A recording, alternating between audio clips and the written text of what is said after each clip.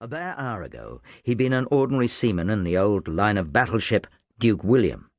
Now, somewhere off the enemy coast of revolutionary France, he was gazing back at her from a crack frigate as an able seaman, a replacement for prize crew. A hand lifted in farewell in the boat pulling back to the big ship of the line. It was Whaley, and with a lump in his throat, Kidd realised that he would probably never see his broad smile again, or share a grog with his other old shipmates. It had started hard. As a young perruquier from Guildford, Kidd had been seized by the press gang 6 months before, but despite all he'd suffered, he'd come to admire the skill and courage of the seamen. And now, as a sailor himself, he was parting from the ship that had been his home for so long.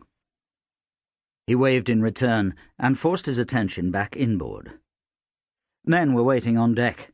A weather-beaten older man in plain black and a much-worn tricorn, a hard-looking lieutenant in serviceable seagoing blues, a childlike midshipman without a hat, and the man at the wheel stolidly chewing tobacco.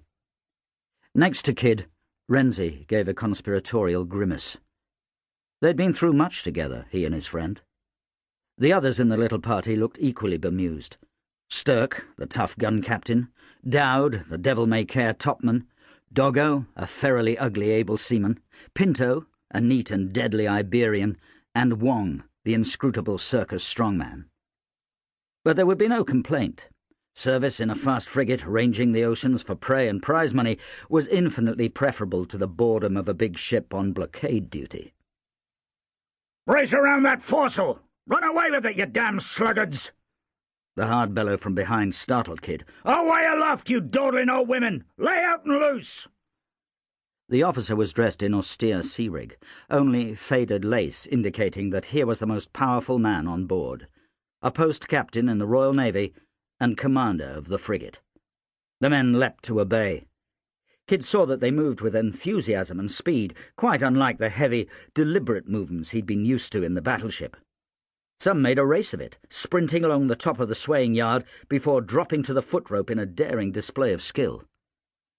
Artemis responded immediately, the chuckle of water under her forefoot feathering rapidly, the creaking of cordage and sheaves as more sails were sheeted home, soon rewarded with an eager swoop across the broad Atlantic swell. Kidd felt the lively response with a lifting of the heart. To windward, in the Duke William, the ponderous spars were still coming around, but the frigate was already stretching over the sparkling sea, impatient to be away. Turning to them, the captain roared, "Lay aft, you men!" He stood abaft the wheel. With no poop in a frigate, the spar deck swept unbroken from the beakhead forward in a sweet curve right aft to the taffrail. Kidd and the others moved quickly. This was Black Jack Powlett, the famous frigate captain who already had 5 prizes to his name safe in English ports.